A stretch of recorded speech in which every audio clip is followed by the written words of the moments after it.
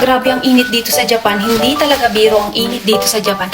Alam nyo ba na mas natitiis ko ang init natin sa Pilipinas, pero init dito sa Japan, grabe, napakainit. Sobrang init talaga.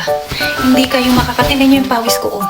Hindi na ako nag-aircon kasi nga ako naman ilalayas. Ako'y magja-jogging. Gusto kong maglabasan ng pawis kasi lagi ako nasa aircon.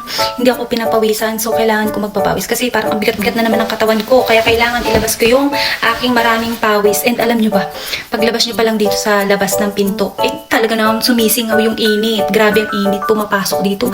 Grabe, maaano yung mukha nyo sa sobrang init.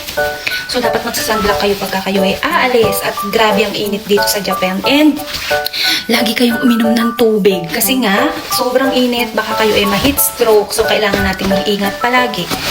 Yun, o tinan nyo, nagsasalita pa lang ako, talagang ako'y pagod na. At kita nyo naman ang aking pawis. O, diba? So, ayan, magja-jogging lang tayo and pauwi na. Hindi pala jogging, maglalakad lang kasi ako ay hingal na. Ang ganda talaga ng lipstick ko, diba? Sa mga may gusto ng lipstick, go na, bili na kayo. O, tinan nyo, alam nyo ba, kahit ano-ano yung kaya, kumain na ako, hindi talaga siya natatanggal.